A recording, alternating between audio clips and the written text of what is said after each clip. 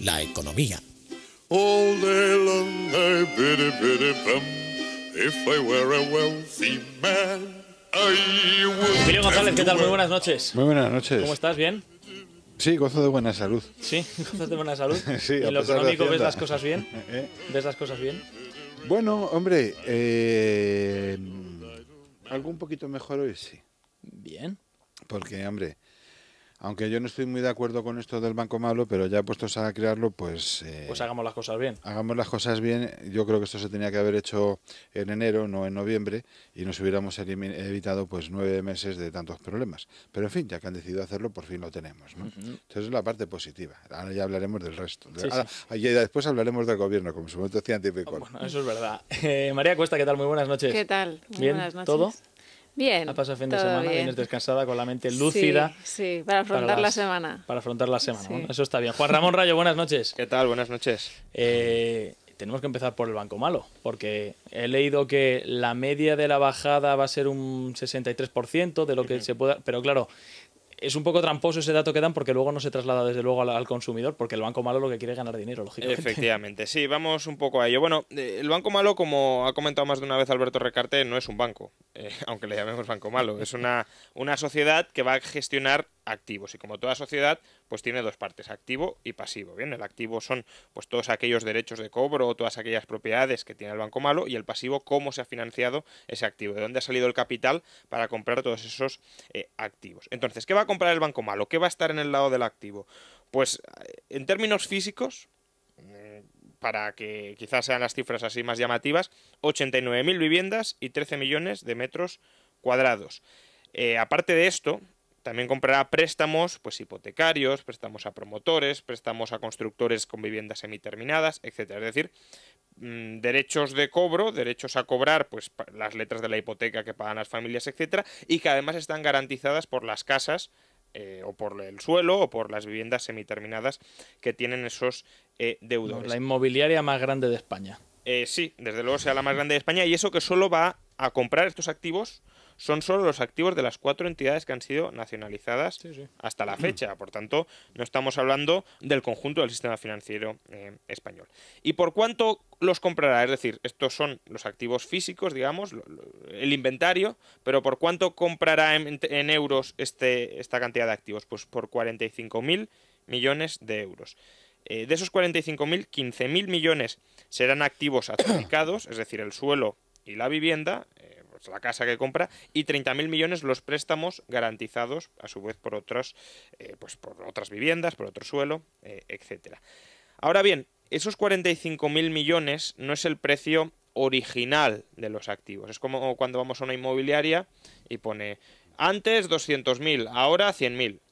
Pues lo que se paga son los 100.000, no los 200.000, que es el precio al que lo tienen registrado los bancos en sus balances. Entonces, ¿cuál va a ser el descuento medio de esas compras? En el de 200 a 100, pues será un descuento medio del 50%. ¿Aquí cuánto se va a rebajar? Bueno, pues la media para los activos adjudicados, es decir, para el suelo y la vivienda que se compra directamente, será del 63%. En concreto, a la vivienda nueva se le va a aplicar un descuento del 54%, a las promociones semiterminadas uno del 63%, y al suelo, pendiente de construir, de edificar, un 80% de descuento. Eso como media. Luego suponemos y esperamos, porque si no, mal asunto, que haya suelo al que se le aplique un descuento del 95 o 96 o 97%, porque simplemente no valga nada, y lo mismo, viviendas a las que se les aplique un mayor descuento, porque, por ejemplo, se concedieron en 2006 o 2007, en el pico de la burbuja. No es lo mismo las viviendas que se compran del año 2003, cuyos precios no estaban tan inflados, que las que se compran del año 2007. Entonces, a unas habrá que aplicar el mayor descuento, a otras menos. En total, ¿cuánto se va a gastar aproximadamente?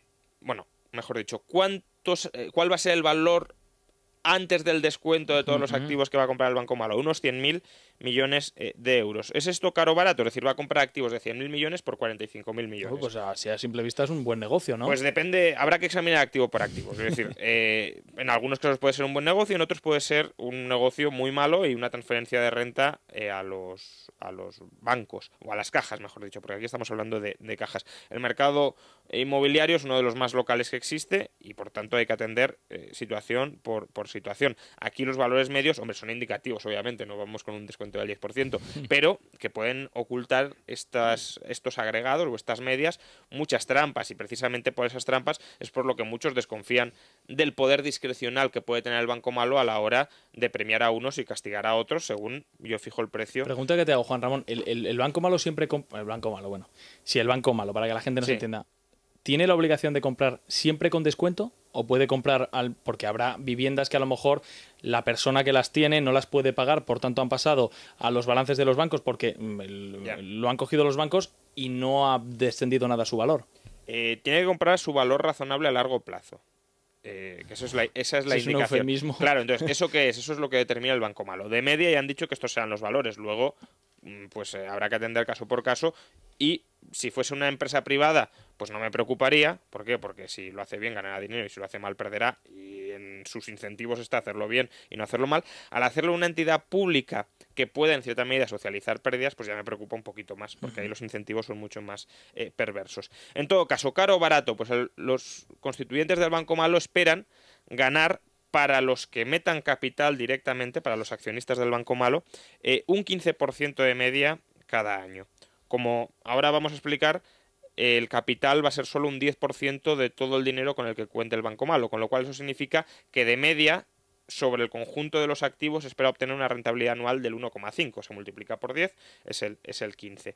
Con lo cual, más o menos, estamos hablando de que a final de los 15 años, el Banco Malo espera haber vendido esos activos con una revalorización de entre el 30 o el 35%. Con lo cual, aquí cuidado que ya vamos con unos supuestos un poco optimistas. Se rebaja el precio un 50-55% y luego se espera vender con unas ganancias sobre ese precio rebajado del 30-35%. Con lo cual, ya el recorte al cabo de 15 años ya se espera que sea del 20 o del 15%. Y eso, dependiendo de qué activos, desde luego es Sin embargo, yo he leído que ese es el escenario conservador. Claro, es que, hombre, si asumimos que ya la burbuja se reinicia, pues aquí nos forramos todos, ¿no? Pero, no, claro. Pero vamos, que aquí, cuidado. De hecho, durante los primeros años se espera que haya pérdidas importantes para el Banco Malo. ¿Y quiénes se comerían esas pérdidas importantes? Pues en primer lugar los accionistas del banco. ¿Y quiénes van a ser los accionistas del banco? Bueno, pues de los 45.000 millones que se pondrán para comprar esos activos, 4.500 millones serán accionistas y 40.000 millones serán acreedores, es decir, prestamistas al banco. Entonces, las primeras pérdidas se imputarán a los accionistas. ¿Quiénes serán los accionistas? Pues la mitad o menos de la mitad, el sector público. La otra mitad se espera pues que otros bancos u otras personas interesadas en entrar en el capital de la banca. El gobierno confía que entren capital como accionistas y como prestamistas, pero la experiencia en Irlanda hace desconfiar bastante de esto, porque en Irlanda solo participaron al final los bancos nacionales, con lo que al final fue un intercambio de cromos entre ellos mismos porque no entró nuevo capital. Veremos qué sucede en este caso. Claro, al final estamos hablando de que el sector público directamente pondrá entre 1.500 y 2.000 millones para construir un esquema de adquisición de activos de 45.000 millones, es decir, en principio parece que el sector público tendrá una exposición muy pequeña y que por tanto la socialización de las pérdidas va a ser muy pequeña. Pero cuidado con esto, porque digamos que hay dos vías por las cuales se pueden socializar, o casi tres, las pérdidas. Por un lado, parte de la deuda que emita este Banco Malo está garantizada por el sector público, con lo cual si hay pérdidas que se comen primero el capital de los accionistas y luego se imponen quitas a los acreedores, esas quitas las cubrirá el sector público. Luego, además, si para refinanciar al Banco Malo se ha contemplado la posibilidad de que se tome dinero prestado del Fondo de Rescate Europeo, ese Fondo de Rescate Europeo también está garantizado por el Estado, por tanto ese dinero también estaría garantizado por el Estado. Y luego, recordemos que a las entidades financieras se les compra lo que vale 100 por 45. Eso significa que hay unas pérdidas latentes de 55 en esas adquisiciones. Claro, se espera que parte de esas pérdidas o gran parte ya estén cubiertas por provisiones. Pero la parte que no esté cubierta, que veremos si es mucha o poca, eso es capital nuevo que tendrá que meter el gobierno, porque son entidades públicas nacionalizadas. Esto para quienes defienden la banca pública, es decir, toda pérdida de la banca pública va directamente contra la cuenta de los contribuyentes. Por tanto, sigue habiendo vías importantes para la socialización de las pérdidas. Y los beneficios, pues si se procediera a una liquidación lo más rápida posible y lo más ordenada posible de los activos, podría ser una gestión más o menos lógica e incluso positiva. Aunque si se hiciera así, probablemente ya lo habría hecho el sector privado. Entonces, si esto se hace para sacar una rentabilidad del 15% de media anual al cabo de 15 años, uno teme que lo haga reteniendo demasiado tiempo esos activos en el balance, esperando una revalorización del precio de la vivienda que puede no llegar. Que puede no llegar y que probablemente no llegue, sobre todo en los márgenes, digamos, contemplados por los constituyentes. Con lo cual, si los activos se quedan en el balance del banco malo, eso relaja la presión a la hora de reducir los precios, y lo que más necesita España, o bueno, no lo más, pero uno de los elementos más necesarios ahora mismo en España es que se complete el ajuste del sector inmobiliario. Pero hoy ha habido más noticias muy rápidamente. Se cumple prácticamente un año desde que Mario Draghi entró a la presidencia del Banco Central Europeo y pues ha concedido una entrevista a Der Spiegel, al semanario alemán, donde ya nos ha dejado pues algunos titulares. Se ha mostrado muy germanófilo, ha dicho que apoya la propuesta alemana de un supercomisario que tumbe los presupuestos nacionales. Esto de nuevo también a todos aquellos que quieren una hacienda común europea y los eurobonos y demás, pues recuerden que pueden venir luego los alemanes y decir vamos a bajar las pensiones un 15, y a lo mejor esos ya no quieren tanto eurobonos y demás. Pero bueno, luego también recuerda que los gobiernos ya han perdido hace mucho tiempo la soberanía, en concreto se refiere a la soberanía monetaria. ¿Por qué? Porque ya no pueden monetizar directamente la deuda para engañar a todo el mundo y financiarse a sí mismos para sufragar sus enormes gastos. Por tanto, tienen que dar un paso más allá, olvidarse de la monetización de deuda y empezar a recortar el presupuesto. Pero al mismo tiempo también justifica su plan de compra de bonos diciendo que el tipo de interés que paga España no está justificado y que el riesgo de que se rompa el euro es muy alto y que por tanto hay que evitarlo. Eso sí, dice que su plan de compra, si bien es ilimitado, no es descontrolado. Ese matiz lo ha querido introducir. Y significa que en principio se puede comprar toda cantidad de bonos que el Banco Central Europeo crea necesario. Eso sí, estará condicionado a que se sometan a condiciones y a que esas condiciones periódicamente se vayan cumpliendo. Si un país, dice Draghi, ya veremos si es así o no, deja de cumplir las condiciones, se suspenderá su programa de compra de bonos, con lo cual la prima de riesgo se le irá por las nubes. Este hecho, si fuera creíble, podría desatar de nuevo una especulación contra España. ¿Por qué? Porque en tanto se apueste que España no va a cumplir, y puede ser que no cumpla, pues se sabría que el Banco Central Europeo no apoyaría a España, lo cual, dicho sea de paso, puede ser positivo, porque claro, recordemos que en cuanto baja la prima aquí, todos los ajustes se relajan. Hoy Rajoy ha querido sacar pecho en su reunión y en su comparecencia conjunta con Monti, y ha dicho que España no necesita el rescate, cosa muy distinta a lo que ha dicho Obama, que justamente ha comentado que no se puede dejar caer a España. Escuchémosles seguido a los dos. Pero en este momento, pues el gobierno español no lo ha pedido, y no lo ha pedido porque entiende que no es imprescindible en este momento para defender los intereses generales de los españoles. España es un país de los más grandes y por eso no podemos permitir que se derrumbe. Vamos, que Rajoy y Monti se tiraron meses y meses pidiendo que el Banco Central Europeo rescatara y abriera la imprenta, y ahora tanto uno como el otro hoy han dicho que no necesitan el rescate, pues que solo necesitan que el bazooka esté ahí por si ellos lo quieren pedir. Bueno, pues, alguno a lo mejor es extraño, ¿no? Bueno, por comenzar por algún lado, por el tema... ¿Por dónde preferís empezar? Os lo voy a dejar a vuestra elección, libre albedrío. ¿Las cifras del Banco Malo o las palabras de Rajoy y de Mario Monti? Las valoraciones, yo creo, del Banco Malo, vamos. Sí, yo creo que sí. Es más, es el tema del día, ¿no? Claro, es el tema del día. Pues mira, yo me va a permitir, Juan Ramón, que empiece citando a Keynes, ¿no? Porque ¿Se puede? ¿Lo permitiría César Vidal en esta tertulia? Bueno, para lo que voy a decir en este caso sí, porque Keynes decía que a largo plazo todos muertos, ¿no? O todos calvos, como prefiráis. Quiere decir que a largo plazo en economía es imposible prever nada. De hecho, los que profesionalmente se dedican precisamente a la previsión de lo que pueden valer los activos de una economía, que son los analistas de empresas, los analistas de bolsa, no te hacen previsiones más allá de un año, porque no saben qué va a pasar el año 2, no digamos ya el año 15. Y más hablando de España, donde puestos a imaginar qué puede pasar, pues podemos imaginar que vuelve José Luis Rodríguez Zapatero como presidente de gobierno, que vuelve Pedro Solbes como ministro de Economía, que vuelve Elena Salgado como ministra de Economía. En cualquier caso, ese es el escenario conservador que contemplan en el Banco Malo. Sí, bueno. Vale. Lo que Es el más malo de todos. lo que quiero decir es que es imprevisible, pueden pasar de todo, ¿no? Entonces, estas previsiones que hacen, primero, no tienen mucho sentido. En segundo lugar, lo que tendríamos que hacer sería, puestos a hacer previsiones, pues estudiar lo que ha sido la experiencia de otros países que han sufrido una burbuja inmobiliaria. Más que nada lo digo porque en 1990 estalló una en Japón, estamos en 2012 y ahí siguen pagando todavía los precios de la vivienda y llevan ya una caída acumulada del 80%, ¿no? ¿A dónde quiero ir? Aquí a mí me parece que lo que ha hecho el gobierno con el Banco Malo, o la sociedad mala, o como lo queréis llamar, malo, ¿no? En cualquier caso malo, es un ejercicio de optimismo. Un ejercicio de optimismo para evitarle a los bancos el tener que poner de verdad los balances al nivel que deben de estar, es decir, hacer realmente en balance una auténtica actualización de los activos inmobiliarios, que significaría la vivienda ponerla con una caída del entorno del 70%, ¿no? Porque eso llevaría a la quiebra a las cajas intervenidas y aparte de las no intervenidas, ¿no? ¿Por qué digo además también el 70%? Porque tenemos otro benchmark, un punto de comparación. Y es que habría que distinguir entre lo que es primera y segunda vivienda. En segunda vivienda es aquella que la casita de la playa o de la montaña o del Escorial o de las Rozas y tal, ¿no? Que tiene la gente pues para pasar el verano, estar fresco, divertirse, lo que sea tal, pero que siempre es prescindible en caso de dificultades. Y allí en estos momentos, y sin mediar Banco Malo, ni Banco Muero, ni banco de ningún tipo, las caídas que se están registrando, incluso en zonas de fuerte demanda, como puede ser la Marbella, las mejores zonas de Marbella, ya van por el 60-65%, ¿no?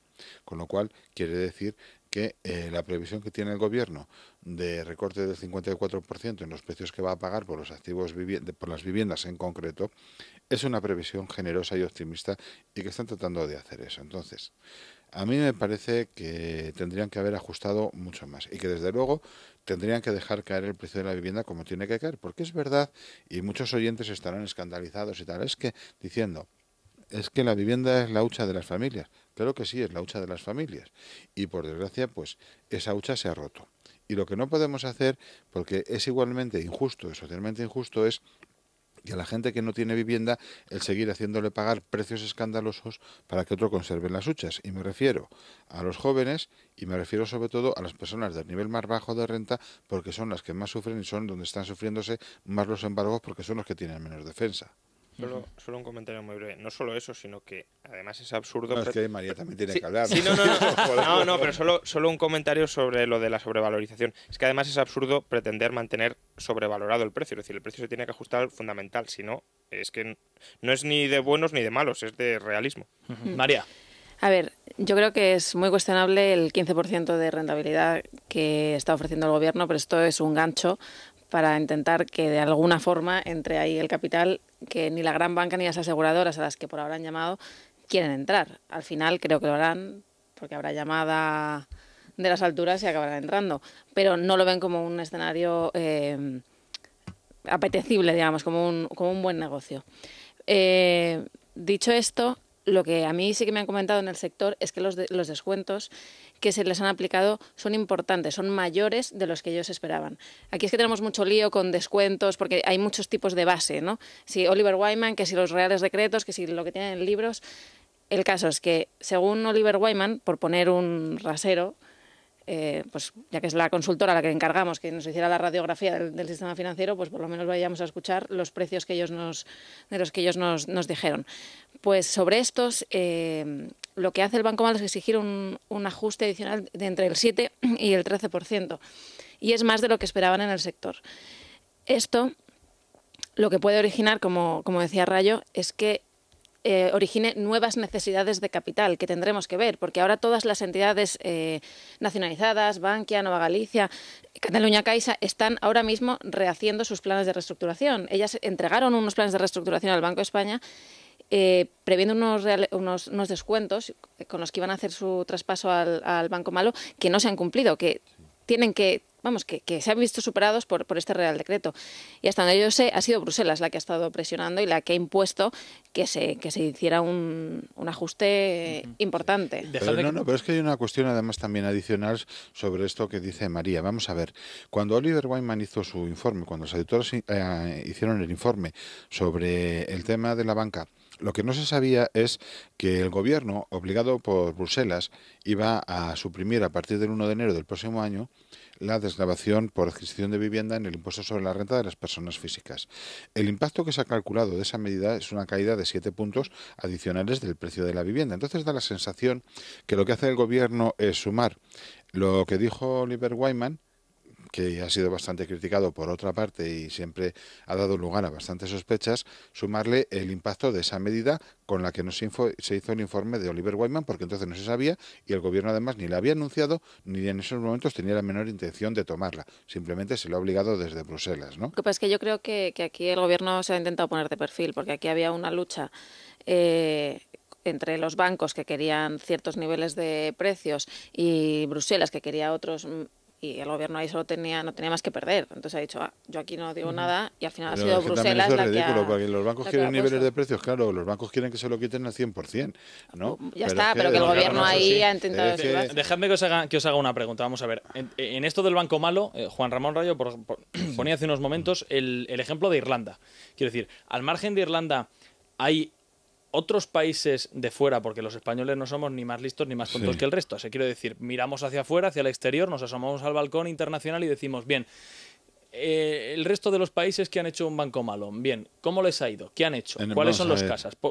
Por ejemplo, para comparar o ponernos en un escenario más o menos que ya se haya vivido en otro sitio. No sé.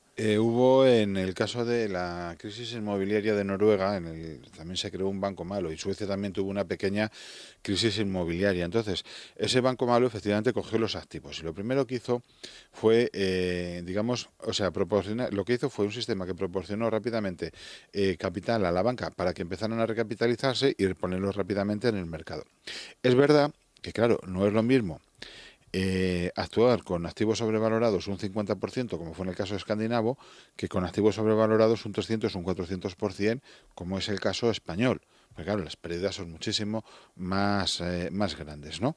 Entonces, ahí hubo una serie de condicionantes y desde luego lo que se hizo fue fue una especie como de terapia de choque. Es decir, vamos a ver, valoración real, se compra y se pone en el mercado y ya después si eso recapitalizaremos y demás. Pero de entrada, lo primero, vamos a ver, la valoración real es un 50% menos, pues mire, yo se lo compro por un 50% menos y usted ya pone capital y el resto pues usted hace su propio esfuerzo, ¿no? Es decir, básicamente fue un ejercicio de realismo, insisto. No habían subido los precios tanto como en España o como en Irlanda. ¿Pero lo hicieron bien y les fue bien?